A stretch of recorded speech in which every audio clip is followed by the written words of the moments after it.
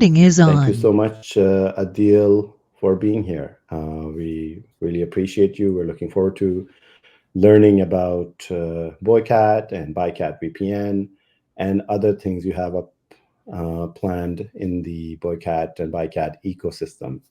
So over to you, Adil. Thank you for being here. We appreciate you being here. Thank you so much for having me. I appreciate it. I'm really excited to share a lot about like the vision.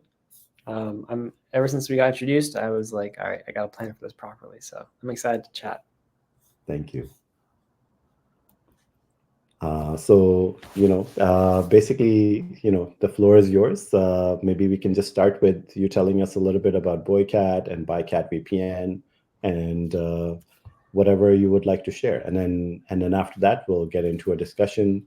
Usually, people have questions, and I always have lots of questions. So yeah, the floor is yours. Okay, amazing, amazing. All right, cool. I think to set the scene, I'll start with the Boycat mission and kind of like the 3 phases that we're building. And then I will go more into the Buycat vision, kind of why we started with the VPN and what the next steps are. So with Boycat, basically, I'm not sure how many people know about it, but the TLDR is it's the only official BDS partnership or tech partner with BDS. Um, but it originally started with this goal that we wanted to do something even bigger or even larger. It basically came from the idea that I noticed right off the bat that petitions, protests, and emails to corporations and governments weren't doing anything, especially post like when Gaza happened, right? 2 weeks go by and we kind of historically thought, okay, they usually only do this for like 2 weeks and it kind of ends, but day after day after day, it kept going. And I was like, why aren't people listening? Like, why aren't governments and corporations listening? Why are they still doing business in places like that? Like, it's so easy from an individual standpoint to be like, oh, it makes sense. Like, just stop money going in. They can't afford to do things. They'll stop their actions. And so for me, I was like, okay, how do you do that? And I quickly realized that it's only because people weren't speaking the same language as them. Their words weren't getting across. Corporations and governments speak the language of money, and we speak the language of words. And so what you can do is, if you speak the language of money and you collectively unify people to have enough spending power, you can have a seat at the table. Because decisions are realistically only made by a couple countries. You have things like, ISI, you have things like US, you have things like the UK, Dubai, Saudi, China, like the major countries have a seat at this round table where decisions are made. There was this one study or one report that came out that like Saudi owns like 10% of US bonds. And if they threaten to sell, not actually sell, but just threaten to sell, that would tank the US economy so fast the US would have picked up the phone to ISI and told them to stop everything they were doing. And that concept was like, why aren't they doing that? And so for me, it was really important that I was like, okay, let's create a way that we can have a digital country that has enough economic power where we can do that kind of, you can call it ethical blackmail, right? Like, convince a government based on the amount of money we can put in or out. And also with companies, like if a company like Intel is opening up an office in occupied territories, can we influence them to, be like, don't do this because we can give you money in a different manner. And I basically realized like money is the only thing they learn how to talk about. So if you could teach someone how to spend their money and then collectively unify them across the globe, you have a lot of spending power. Because imagine if you had 30 million people that cared about Palestine and you could be like, all right, let's go to this company and tell them we're not going to buy from them. And this is how much data we can show them of our spending power. Because 30 million people in average retail spending per month is a couple $100 million. And if you can redirect that away from a company, they will suffer. Because even our goal with major companies that are listed on like the S&P 500, like Intel and like Amazon, the goal is not to actually tank their growth. It's just to plateau it. Because a plateau in their eyes is a huge economic hit, especially for their investors and their LPs. And so it just makes sense that we just have to figure out a way to do that in a collectively unified manner. And so that's what we did. I basically, long story short, the story is out there on YouTube and stuff, but I taught myself how to code, built an app in December that year, and then I launched it January and went viral right away. Viral enough that I got put on some news outlets. I got fired for building it because my coworkers and my team members and my leadership found the interviews on Al Jazeera and some other stuff. And I just kept going towards it because I knew I was building something right. And so what I wanted to do with Boycat was solve 3 problems. Provide education without relying on the media, because the moment the media cycle ends, no one remembers. Like, no one remembers Iraq back in the day. No one remembers Afghanistan. No one remembers Syria or Libya or anything, right? It's because when the media stops reporting on these things, people forget. We can already see a decline in reporting on Gaza because of this quote-unquote ceasefire that exists, right? Even though people are dying every single day. Like, it's so reliant on the media cycle for us to learn things. But now with the digital age of social media, we're able to learn a little bit more, which is really interesting. But the second thing was, can you provide the alternative? Because we noticed from an infrastructure level, it's easy to switch and avoid something when you have an alternative that is just as good or if not better. A very, very clean example of what we want to do, or I guess we'll go to that in a bit. But the third is just changing consumer behavior. Because the reality is 5% of people, this is an arbitrary number, 5% of people really care about Palestine or something. 5% of people really hate us no matter what. The average Joe in the middle is what we need to do and how we need to target them. Like, can you get the average person walking down the street to make the right decision, right? So for example, like, if I say free Palestine in this group setting, I'm not benefiting anyone. Like, it's an echo chamber. We all care about it. But if I can go and say that into a group of 1,000 people and then 30 people join us, I help do something that actually can change something in the future. And so in the same way with boycotting, what we want to do is not position it as an anti-something, but a pro-something. And on the second thing, what we want to do is we want to be able to position it in a way, sorry, we want to be able to divert the behavior, exactly. And so if I have an option for, for example, Coca-Cola and alternative Coca-Cola, and they're priced the exact same, the average person will buy Coca-Cola out of habit because that is what they're taught and their behavior already tells them to do. But if you can get a discount or a cheaper option for this try one, buy one, get one free option for this alternative, the average person, like 70%, will actually just try it once. If they like it, they'll continue to buy it because it's an alternative product. And that will indirectly boycott Coca-Cola as a result. And that will be a huge win. And so in the same, we want to do that for multiple different things. But beyond that, what Boycat does is actually, we launched a couple extra campaigns because we noticed that there are other human right violation campaigns in the world that we should be caring about, like Sudan, Congo. We're going to be looking into the Uyghur stuff. We're going to be looking into like the Bosnian stuff, the Kurdish stuff. There's multiple things that we want to do. At the moment, Palestine is the main focus. Sudan and Congo are our next 2 ones that we have up and running. And then the second phase is going into the stage of, all right, once I got fired, what can we actually do now? And then start looking into building the alternatives. We end up getting a partnership with BDS, which is great. We started going viral. Like, thankfully, everything. I think the first year we divested like 100 million or something. Just to get to the numbers of what it is today, long story short, is I think we've passed 3.2 million users and have divested around $380 million from Israeli economy and companies that support them. Which it sounds like a huge number, but at the same time, realistically, we want to be able to do that every single month and divert the money into an economy that supports what we want to do. Because $380 million is a couple, as sad as it is, it's just a couple of bombs like that wasn't dropped on kids, and so we want to be able to do that multiple times and be able to hard stop anything from being dropped on innocent people around the world. And so we did that really well for the first year. We provided education, we provided media, we provided people a way for them to learn about products, companies, brands, news. We were able to scan products, we were able to search for brands. We provided a news outlet within our application and within our social media. I think we garner around like a couple million views per post now because we're able to educate people on brands that they're looking into, the recent partnerships in the news. I mean, examples are like Aura Ring, like people who've been wearing that for their health tracking, has partnered with Palantir for some data thing. There's no reason a defense company that is responsible for genocides and for killing people around the world should partner with your health data. There's no reason they need that. There's other examples of things like, which is what I'll get into like this next one in a bit regarding the VPN stuff. But we just provide education to our people without relying on a media cycle to make it as fun as possible.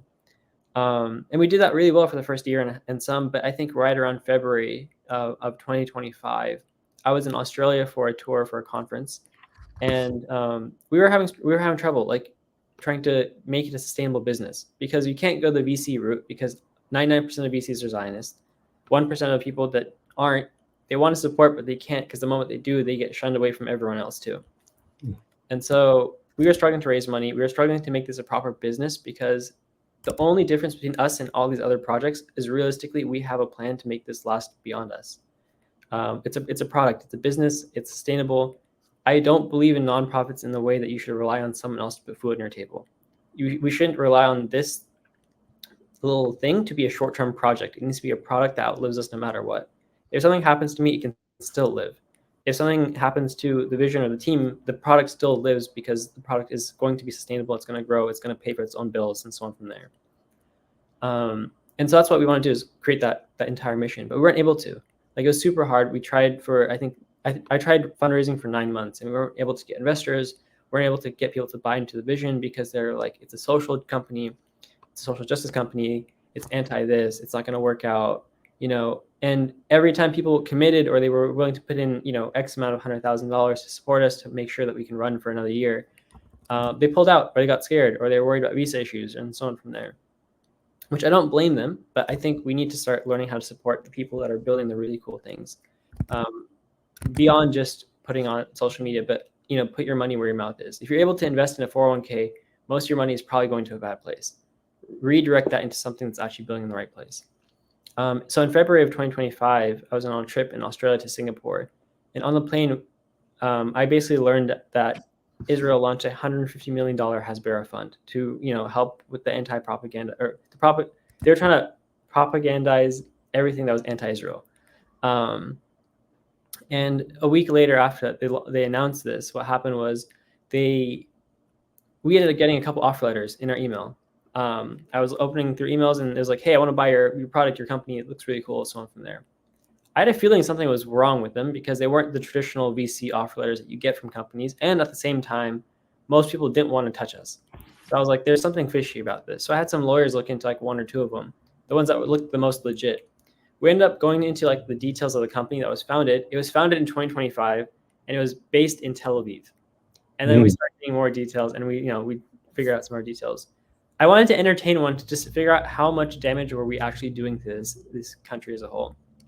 And so we proceeded with some initial reactions and initial offer, and we ended up getting offered $12 million to buy the company, which, when you look at it as, you know, a 20-year-old kid, you know, you see a ton of zeros, and you're just like, I could retire right now. I could retire my family, my friends, everyone. But at the same time, you also understand, like, it was never about the money. It was always about how can you help change the world, and how can you create an alternative economy that can run the world, and make decisions where you don't have people being, you know, oppressed anywhere. So it was never something where I considered, but it's something that you think about. It's like, imagine the enemy sees how much damage you're doing to them, and they're willing to pay you this amount to silence you. But the people that support you aren't willing to support you in how you're building things because they, you know, are either untrusting, or they're scared, or they don't have they're not able to take the extra step, or they don't have that privilege to take the extra step to support you. And so that was a eye-opening moment for me, because I knew that we were doing something right. So I locked in on really hard, and I was like, all right, the next phase has to begin. We were able to educate millions of people about all the war crimes that were happening and all the complicity that was happening. But the next phase is, how can we build the alternative for this? And I noticed something really cool is that we started building hubs of people that really cared about Boycat in the US, in the UK, in Egypt, in Turkey, in the Gulf, going into all the way up into like the South Asia area, Southeast Asia areas, Indonesia, Malaysia, Australia, Japan. And there was people that really wanted to spend their money in the right way. They really cared about finding alternatives. They really trusted us in our decision making. And so what was really interesting was that when someone had an idea in Japan, I noticed I could float that idea to Australia to see if someone could build it, and then send it to like people in Paris that were able to like, oh yeah, we have this tool where we can support this.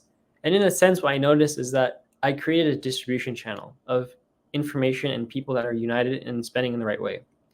And I like to coin the term a digital Silk Road. We were able to create a trading route that if someone created a product in America, we could ship it all the way across to UK, and then ship it down to the Gulf, and ship it down to like Australia.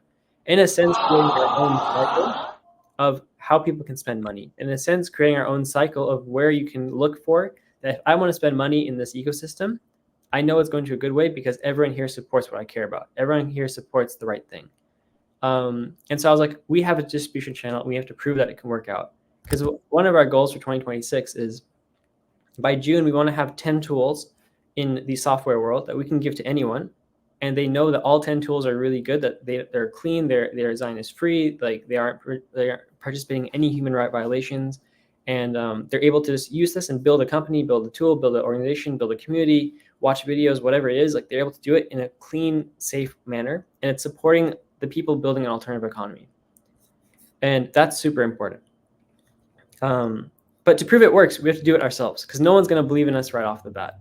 If you do something like Calf Beauty or good seeing you, Tom, Calf Beauty or Warda Beauty or something in Malaysia, they have amazing cosmetics that will compete and outcompete things like L'Oreal and stuff in Europe. But they don't have distribution to bring in physical products from Southeast Asia all the way up into Europe, into the Middle East, and back into the US. And so we need to first, and it's really expensive. We need hundreds of millions of dollars to create that Amazon equivalent, right? We need hundreds of millions of dollars to create the Etsy alternative that can ship globally, that can produce the alternative. And so for me, I was like, all right, what costs $0? And it's software. You can distribute software at $0. The reason that we're talking today is because software, and it costs us all $0 to be on, basically, hopefully. If you're paying for this, I don't think you should, but it's an option right now.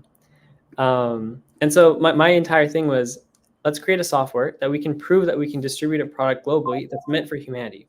Because we should never just build just for our niche of pro-Palestinians, pro-human rights, but build for humanity and the right people will come along. And so for me, it was really important for that to happen. And I was trying to figure out what can we build. And there was news about ExpressVPN and Cape Technologies coming out. There's news about how data is the most valuable currency in the market right now. There was news about Facebook and Onavo in the past. So quick what Onavo happened with Meta is Meta bought a company called Onavo in 2013. And there's an entire UK court case regarding this. So you can look up the information as well too. But they bought this company as a marketing pixel company, and it was founded by two Unit 8200 soldiers. And it was actually a VPN. And so this VPN was built into your phone, into your application to spy on how you were using your phone and network data outside of the Facebook application. So if you had Facebook from 2013 to 2018, all your information and all your movements beyond just the Facebook app itself were being tracked. And it was being sent straight to this VPN company that was based out of Tel Aviv. And they claimed that it was just so they could monitor how people are using things like Snapchat and LinkedIn and so on from there. But there was more than that because they were able to collect all your data on your network during that point in time. They got banned in 2018 and they rebranded as Facebook Research, which they paid students and kids $20 gift cards to install a root certificate, which is just like a bypass certificate onto your phone. And that would allow them to still track network data of children and teenagers and so on from there. And I was like, that's crazy to me. But what's crazy is that the chief intelligence officer of Meta is that one of the co-founders of the company now. And then the other co-founder left and started a stealth company, which is a startup that is not public yet. And he was able to raise $75 million in the span of 2 months just to start his company. And I was like, it's insane the pipeline they have. It's insane the amount of support they support each other. It's insane that they're able to get into these high fields so easily. And it's insane that they're able to control your data. And so it started lining up that Cape Technology was owned by, a huge donor of IDF, and then ExpressVPN is owned by them as well too. They have data centers in Tel Aviv and so on from there. And so I was like, all right, it finally makes sense to build something to secure our data. And thankfully, the right people came along. They're like, hey, we want to help you build out this VPN. We think it's going to be important for the mission. And so I was like, this makes perfect sense. Let's build it out. So we ended up building it out because they exited a VPN company in the past, so they just wanted to give us everything we could. So we built it ourselves. We don't white label. We don't do anything. It's all in our own system. But we partnered with data centers around the world outside of Tel Aviv, so no data goes to them. It's all encrypted, open source on the encryption side of things. And we have different protocols. We have all the same functionalities and tools as everyone else with our Buycat VPN. And we're still building, obviously. So our desktop app is actually really amazing right now. We have it on our mobile app, but recently Apple and Google both were really annoyed with us, even though they approved it the first time. So we have to take out the VPN from our Boycat app and make our standalone application itself, which is coming out in about a week or so, inshallah. Outside of that, our desktop app looks great. So it competes with Nord and Express and all the fun ones. So definitely check it out. So that's kind of where we're basically got to a point in September where we were able to launch. In the first 2 months, we did quite well. And we're ready for the next phase. Like, all right, cool. We were able to prove that it works so far. Let's expand it so we can be sustainable as a company. So that way we can help platform everyone else building the really cool stuff. And then start moving into our next phase, which is like the Boycat Foundation and the nonprofit work that we want to start doing, and start building out the railways so that if you have a really cool idea or product, we can help you bring it to life and then ship it out to the globe in our distribution channel, and then eventually create that entire cyclical economy that doesn't rely on supporting companies like Amazon, Google, and all the ones that are complicit, especially Microsoft, that are complicit in genocides around the world. I talked really fast, and I'm really sorry for that, but I wanted to get through as much as I could. So hopefully I was able to get through everything that we needed to. Okay, awesome. Thank you so much. I have so many questions. That was fascinating. Like seeing that journey and, your company being based on principles, like, you could have literally retired, but then you chose not to, right? That's awesome. They tried to buy you out for $12 million, and it's like retirement money, retirement plus money, right? So that's crazy.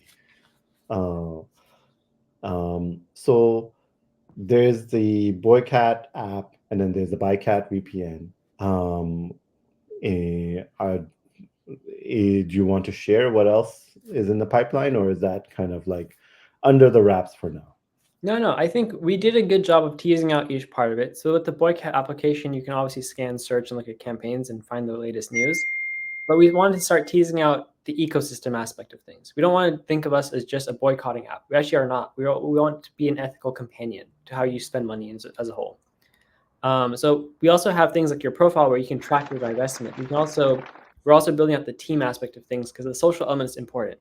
If you and your friends are shopping for something, you're like, I wish I had a really cool like grocery list of like, soap and drinks and so on from there. We want to be able to do that. So with Boycat is we want to help you boycott in a sense of this is what you should avoid. With Buycat, we want to create an ecosystem that, okay, this is what you can buy and this is how you can shop and this is how you can do things.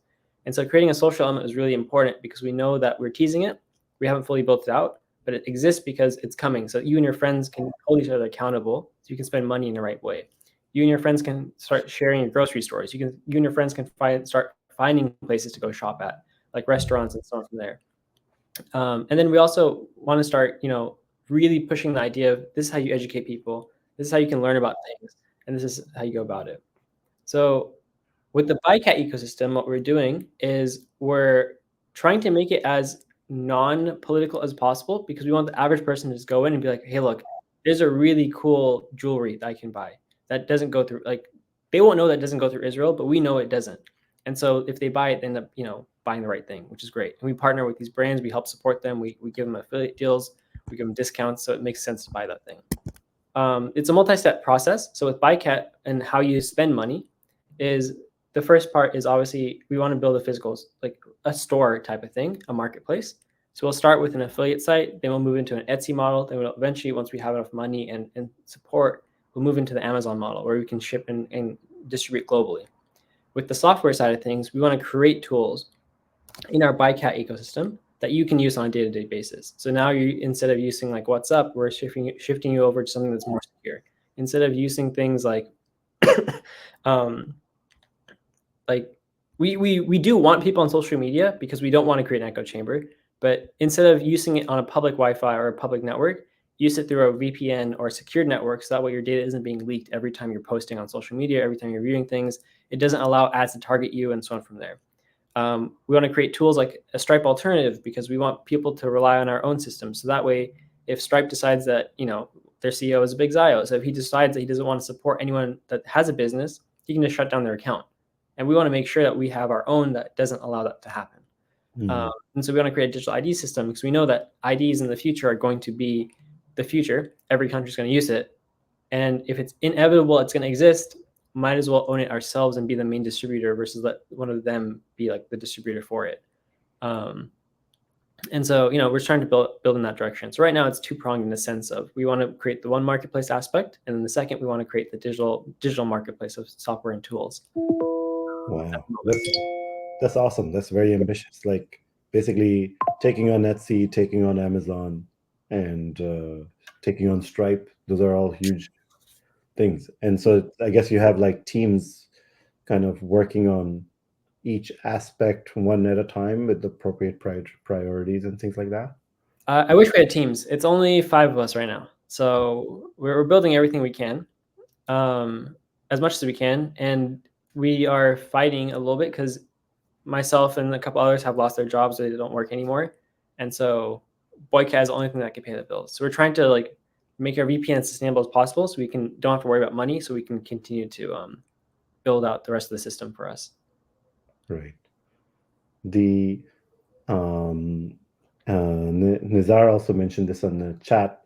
The you've probably already gotten this feedback. Boycat and Buycat is kind of confusing. Do you have any plans to address that? The naming itself, as of right now, we like the cat system. I'm a huge cat guy.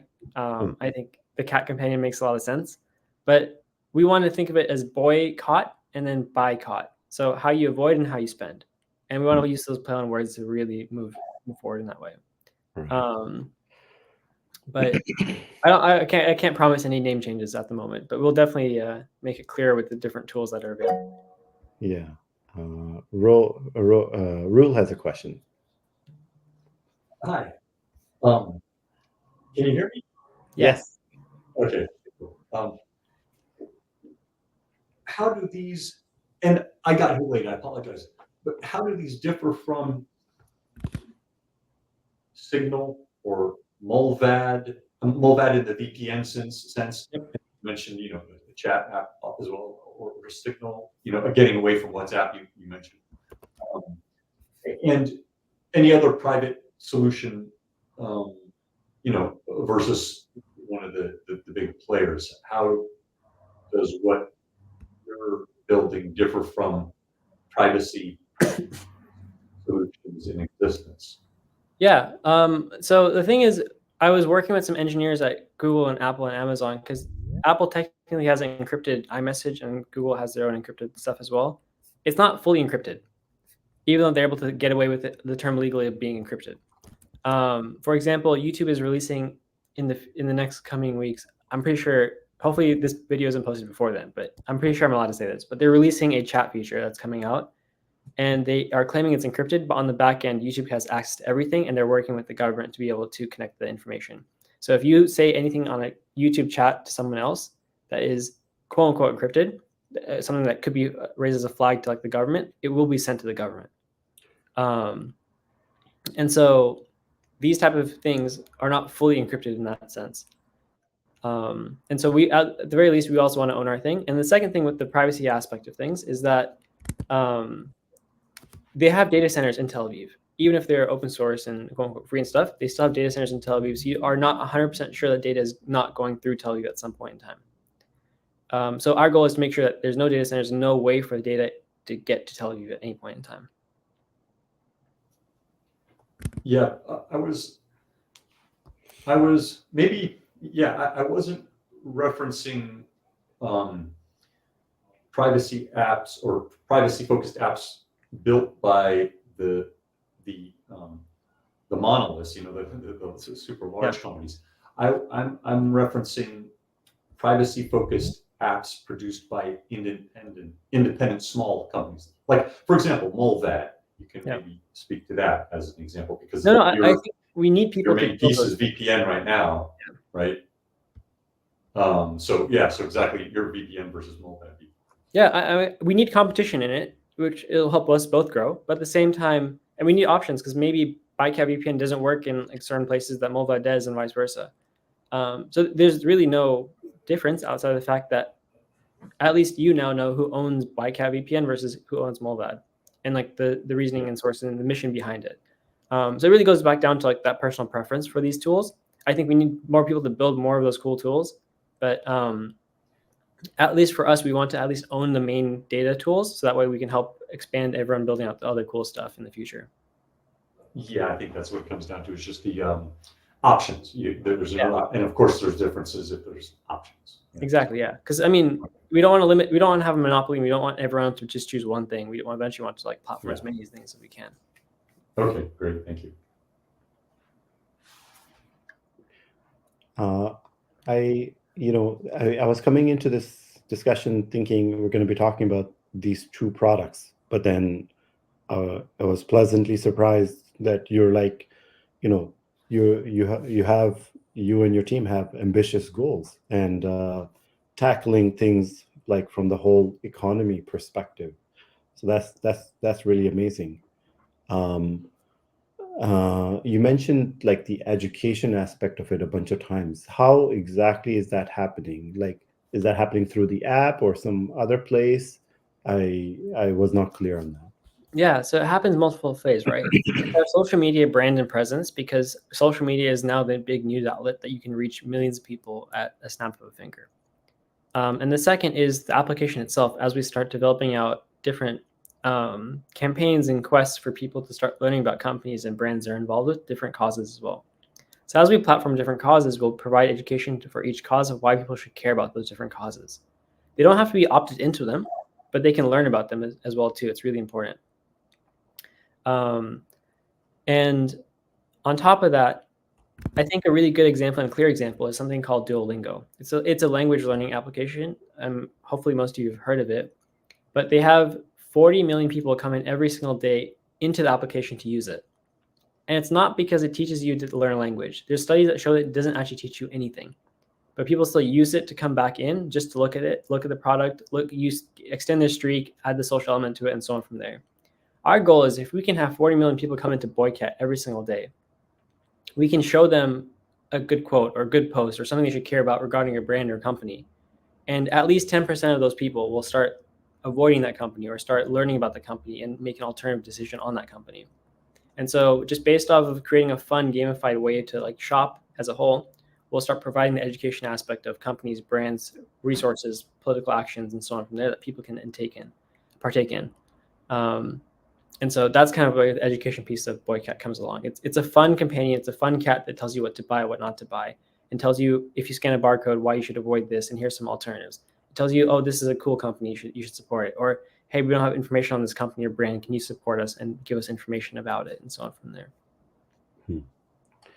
I really like if you go on the boycott.io and all of you can install the extension for your Chrome browser. I'll put the link to the URL again. I really like the extension that you have and how it highlights boycotted products. Is there something like that available on the mobile side too, on iOS and Android? Not yet. So let me explain the extension really quickly. So the extension works on Chrome and everything else like that. It's multi-phase. So the first phase is that we'll flag any major website that's owned by Israel. So if you go to wix.com, for example, the little cat will pop up on the right of your screen and it'll say, this website's owned by them. On Amazon, it's different. We want people to get off Amazon, but it's a habitual thing.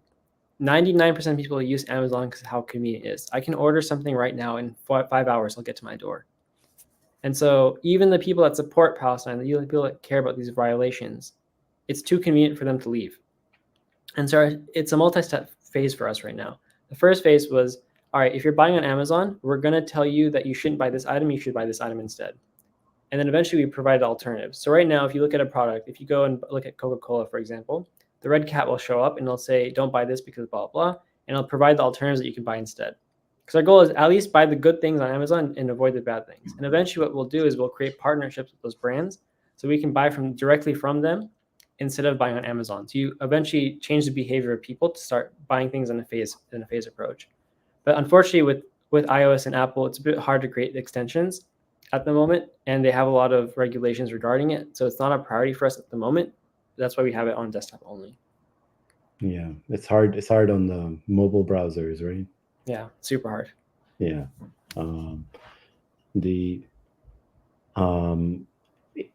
I guess maybe like I'm thinking like maybe people could unless maybe Boycott had their own browser, but then that would be a whole different story as well. So it could be based on Chrome or so And then the competition in browser world is pretty Yeah. fierce as well. So yeah. Exactly. Yeah. So we it's just not worth trying to break into that market at the moment. So we're just going to partner with someone once we are able to.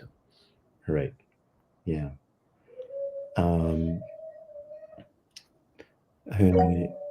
Yeah. Rule, please. Yeah. Go ahead, please. Yeah, I'm trying to. Oh, you're on mute. Oh, now you're Yeah. there. You go. Oh, okay. I don't know what's going on there. Yeah. So, regarding the database of products that Boycat has, where did you source that, or did you, whatever, build it from different sources, and then are adding to it, or cleaning it, or maintaining it? How does that whole thing? Yeah, so we do everything ourselves. So one, we partner with BDS and Who Profits in the UN to figure out. We have a leveling system with Boycat. So we have level 1, level 2, and level 3. Because the reality is, if you avoid everything in the world, you'll have nothing. And so we wanted to create a system that allowed people to choose what capacity they can boycott at.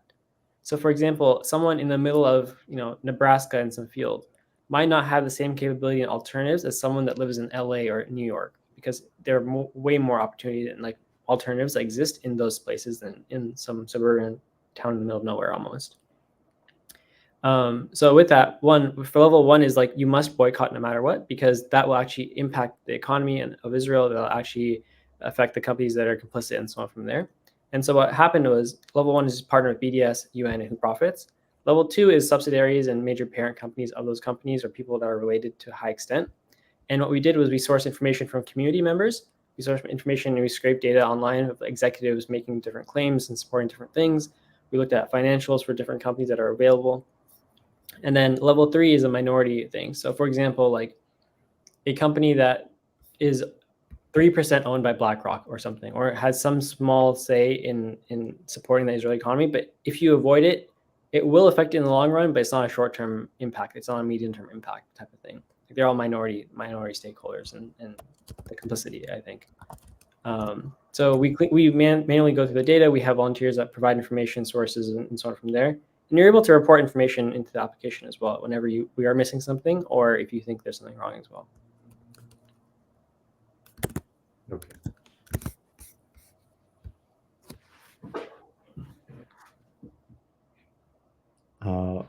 So one question, if nobody else has a question, I had is like, how can we support you? We have some organizers here, we have some academics here, and a couple of people with marketing background, IT, like technical background. What can we do to support Boycat? Yeah, of course. Let me answer Reem's little comment recently about Watermelon Maps. So we actually were going to partner with Watermelon Maps, but they decided that they're a bit slower. So we actually launched our own thing called Zoomies. Everything is based off of CAT. So it's kind of like our map aspect of finding cool stuff in your local area. We haven't been able to work on this in the past 5 months. The data is a little bit out of date, but it's like a Yelp version where you can start finding companies in your area. If you type in the word burgers, you'll find burger shops in your area that are not complicit. So it'll flag McDonald's, it'll flag Burger King and stuff like that, but it'll show you the local ones that are available. So our goal for that is, create an entire system where you don't have to worry about things. I mean,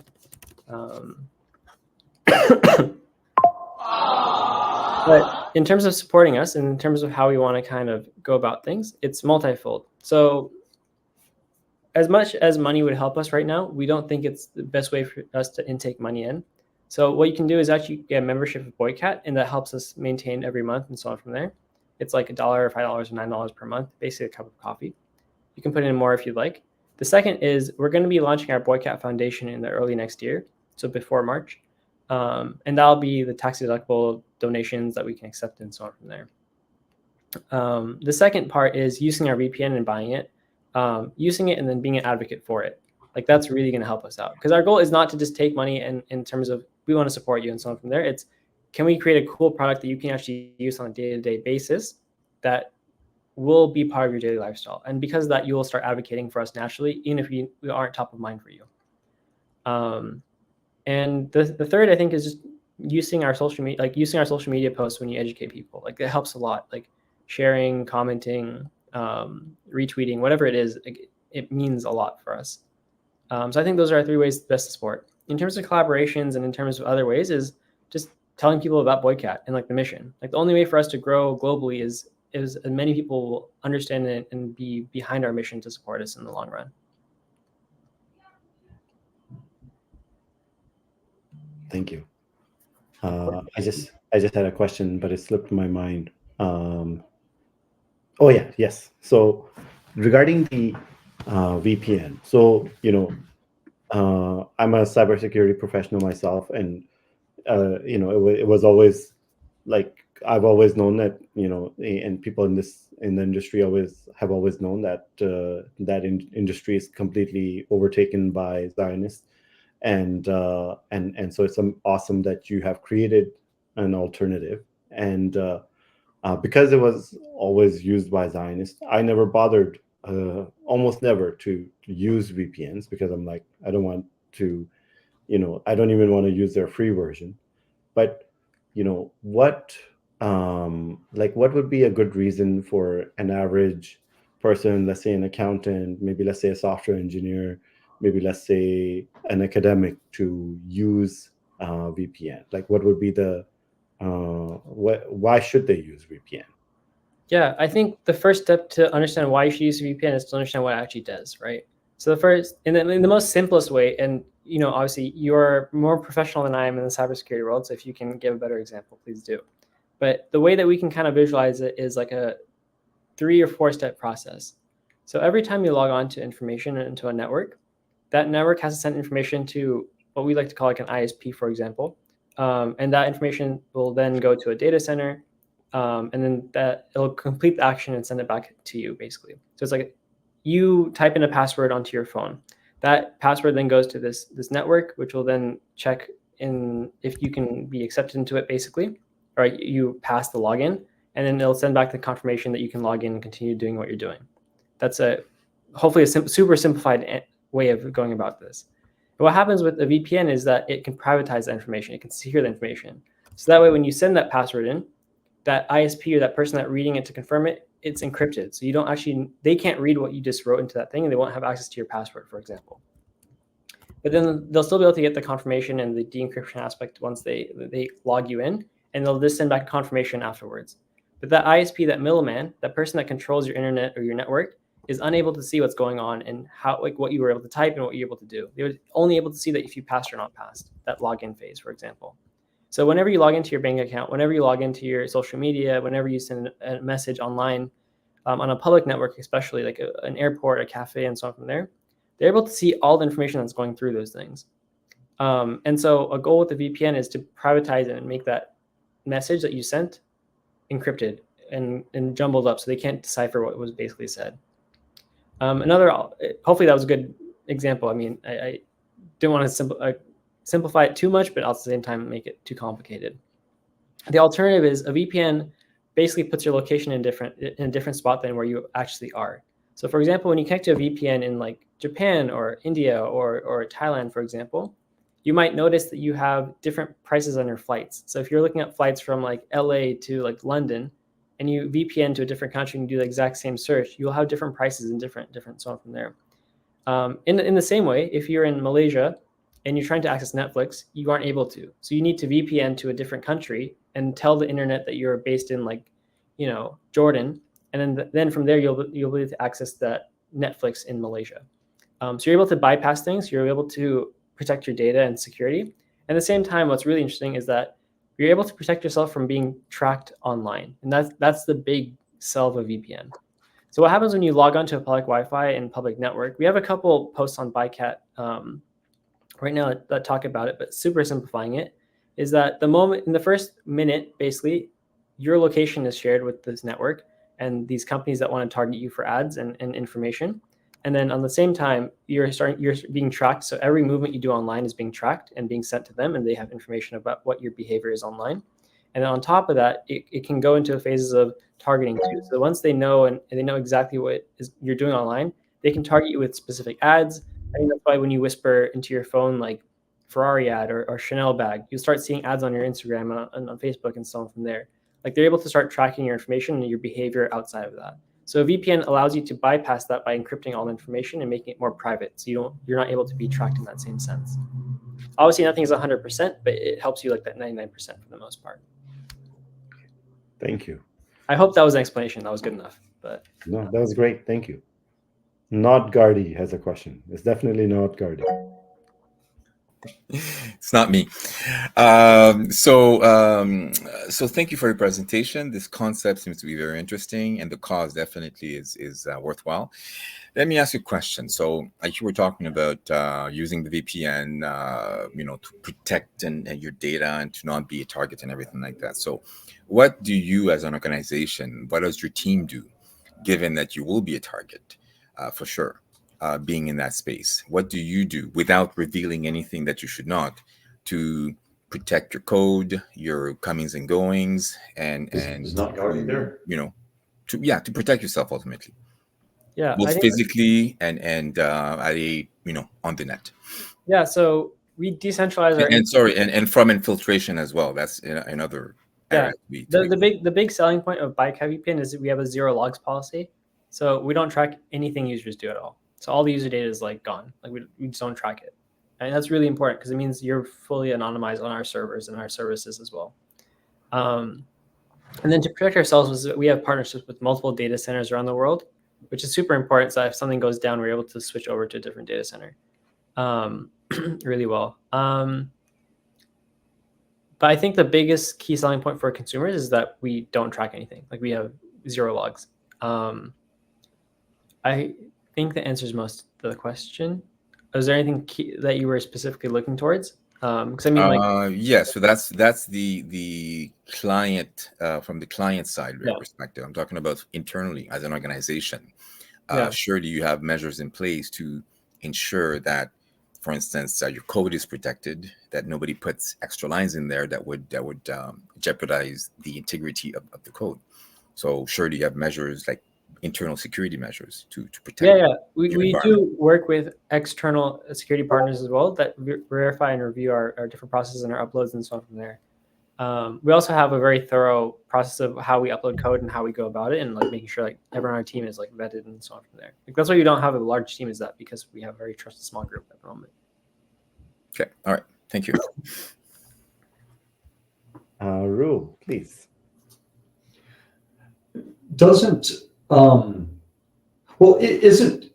Isn't internet traffic encrypted almost by default nowadays with HTTPS, with SSL? And so it doesn't, and I understand that, yes, there are, DNS requests, those kinds of things. But the actual web page that is sent to me and the web page that I send back to the server, those things are encrypted and the ISP cannot decrypt because it's encrypted locally on my machine and locally on the server. Is that the case or no?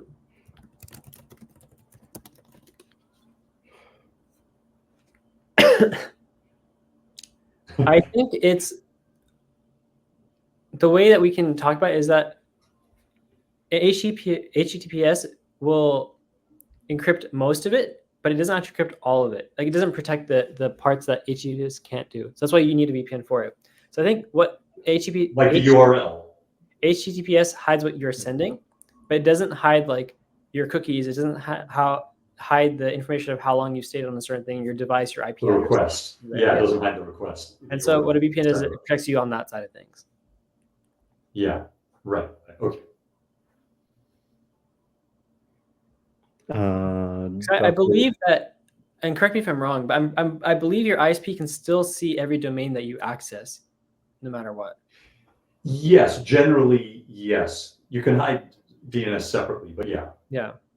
I think, yeah. And they can even see, like you were mentioning, the complete, potentially the complete URL, although I'm not sure. Dr. Yubi has a question. How are you doing user experience research? As of right now, it's a bit harder because it's mostly just gut feeling. Like I've worked in the product for a bit, so I understand what works well, and I'm basically modeling it off of companies that have already done the user experience research as well. So, for example, like Duolingo has done decades worth of user research on how to gamify things. Honey has done user research on how to provide discounts and stuff to users. Nord and Express, even though there are things that we should avoid, they've done research of how VPN should be run and what people need and what they go about. So our initial step is get to the 80-20 rule, get to the 80% first, and then the 20% optimization we'll do later on. But we're just trying to get to the 80% for everything first. Okay, cool. So I don't see any other questions unless somebody wants to ask a last question. Adil, do you have any closing thoughts for us before we end the call today? I don't think so. I think thanks for having me. I really appreciate it. It means a lot, especially that everyone stayed for the entire hour just to listen to me talk. I'm literally a nobody, just some random kid in the middle of nowhere. So it means a lot that you were able to platform me. But make sure you do your part. I think the main thing is that boycotting never ends when there's a ceasefire. It ends when the occupation ends. And so really just move towards that direction. And even when the occupation ends in Palestine, we have things like Congo, Sudan, the Uyghurs and stuff that we need to focus on as well. Our goal is not just to live a comfortable life at the moment. It's to really make a change. So yeah, thank you. Don't sell yourself short, man. You're like, you said $380 million difference in the hit in the economy. Like that's huge. That's I don't think anybody else on the call here has done that, or anybody else that I know of has done that. So that's a big kudos to you and your team. Like you're doing some of the most impactful and important work. And like there's lots of people doing impactful work in the movement. Everybody's playing their part, but your personal impact, your team's impact is definitely outsized relative to many others. So everything makes a big difference. So thank you. All right. Thank you so much. Thank you, everyone, for being here. Thank you, Adil. And we'll see all of you next week. Have a great day. Thank you. Thanks, everybody. Thank you. Bye-bye. Thank you. Bye-bye.